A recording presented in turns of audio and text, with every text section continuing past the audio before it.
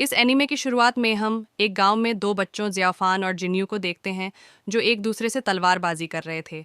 जहां हमारी मुख्य लीड ज़ियाफ़ान बार बार जिन्यू से हार रही थी, लेकिन फिर भी वह जिन्यू को हराने की कोशिश कर रहा था। तभी अचानक जिन्यू की आंखें लाल हो जाती हैं और वह ज़ियाफ़ान को मारने की कोशिश करता है। ये देखकर बाकी बच्चे वहां से भाग जाते हैं। तभी उस गांव का साधु आता है और जिन्यू के शरीर पर कुछ बिंदु दबा देता है, जिससे जिन्यू की चेतना वापस आ जाती है। इसके बाद ज़ियाओफेन की हालत देखकर जिन्यू को कुछ समझ नहीं आया। अब साधु ने दोनों को अपने घर जाने का आदेश दिया क्योंकि तूफान आने वाला था। ये सुनते ही वो दोनों वहां से चले जाते हैं। लेकिन तभी एक अजीब दुष्ट आदमी आता है और जिन्यू को वहां से ले जाने की कोशिश देखकर भिक्षु जिन्यू को उस अजीब आदमी से दूर कर देता है। लेकिन इस दौरान जिन्यू के हाथ से एक कीड़ा साधु के शरीर में प्रवेश कर जाता है। अब अजीब आदमी विषैली रक्त प्रवाह तकनीक से साधु पर हमला करता है। इसलिए भिक्षु ने जिन्यू को एक तरफ रख दिया और ढाल से हमले को रोकने की कोशिश की, लेकिन वह उस हमले को रोकने में सक्षम नहीं था क्योंकि कीड़े ने साधु के शरीर में जहर डाल दिया था। कीड़े को देखते ही साधु समझ जाता है कि कोई अजीब आदमी उसे मारने के लिए यहाँ आया है और जिन्यू को चुराना सिर्फ ध्यान भटकाने वाला था। उसी समय ज़ियाओ फान भी वहां पहुंच जाता है और ये सब देखकर हैरान हो गए।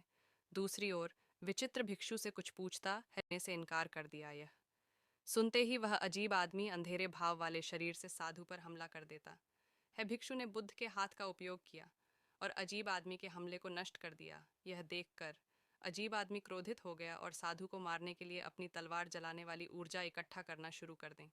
यह देखकर भिक्षु अपने चारों ओर एक ठोस दिव्य कवच बना लेता है। इससे साधु को कुछ नहीं हुआ, लेकिन तब तक उस अजीब आदमी को समझ आ गया कि वह साधु को नहीं हरा सकता क्योंकि साधु के शरीर में जहर होने के बाद भी वह बहुत शक्तिशाली है। तभी वह अजीब आदमी वहां से भाग जाता है। अब भिक्षु ने जिन्यू और जियाओफान को एक साथ लिटा दिया। उसके बाद भिक्षु सोचता है कि उसे अपनी शक्ति जियाओफान को देनी होगी ताकि जब जियाओफान बड़ा हो जाए तो वह लोगों को बड़ी समस्याओं से बचा सके, क्योंकि कीड़े के जहर से साधु मरने वाला था। अब भिक्षु जियाओफान को होश में लाता है और उससे पूछता है, क्या आप मेरे जैसी शक्तियाँ पाना चाहते हैं? इसलिए जियाओफान इससे सहमत हैं। ये सुनकर भिक्षु जियाओफान कहता है, मैं तुम्हें अपनी तकनीकें सिखाऊंगा, लेकिन तुम्हें मुझसे वादा करना होगा कि आप इन शक्तियों के बारे में किसी को नहीं बताएंगे और आप प्रतिदिन अभ्यास करेंगे। इसलिए जियाओफान इससे सहमत हैं। उसके बाद भिक्षु जियाओफान को एक गोली देता और उसे इसे सुरक्षित रखने के लिए कहता है क्योंकि ये बहुत खास है। इसलिए जियाओफान गोली अपने पास रखता है।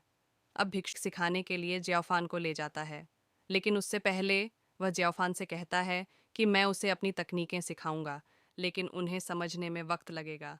इसलिए मेरी मृत्यु के बाद तुम्हें अपनी शक्तियों के बारे में जानने के लिए विलियम्स नाम का लड़का खोजना होगा। और रात बीत जाती है। उसके बाद हम अगली सुबह का नज़ारा देखते हैं।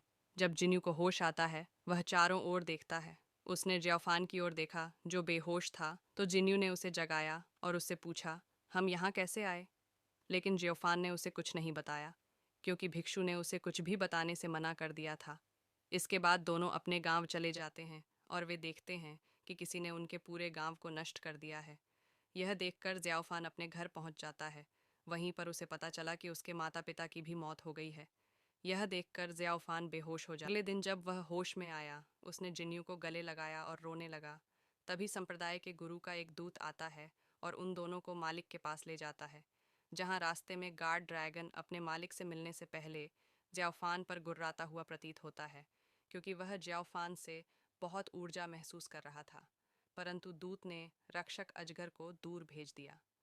उसके बाद दूत गुरु से कहता है कि अचानक क्विंगियुन संप्रदाय का पूरा गांव नष्ट हो गया और उस गांव से सिर्फ 3 लोग ही जीवित बचे हैं, जिसमें एक व्यक्ति गांव की आपदा के कारण पागल हो गया है।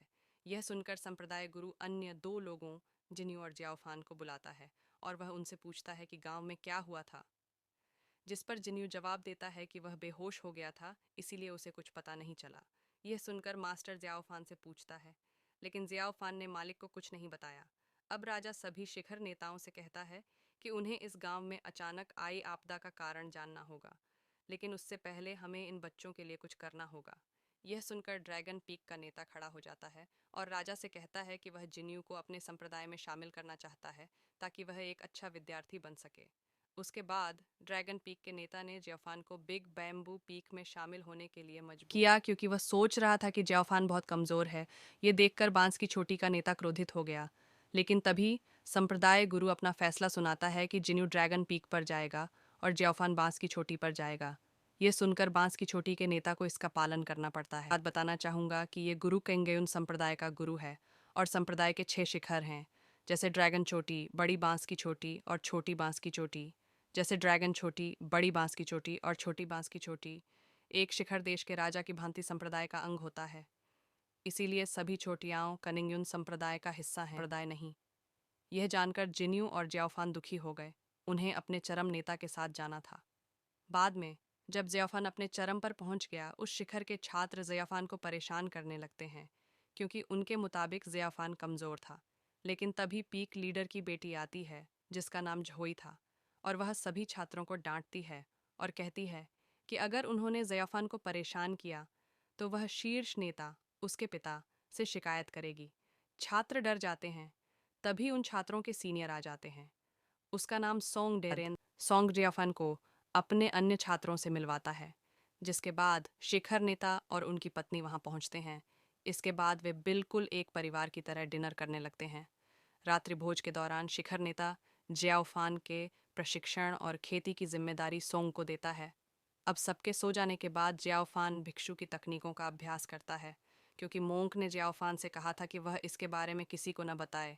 अब अगले दिन जब जियाओफान उठेगा, जोई ने जियाओफान को एक कुत्ते का परिचय दिया जिसका नाम था एस, और कुत्ता जियो के आदेशों का पालन करता था।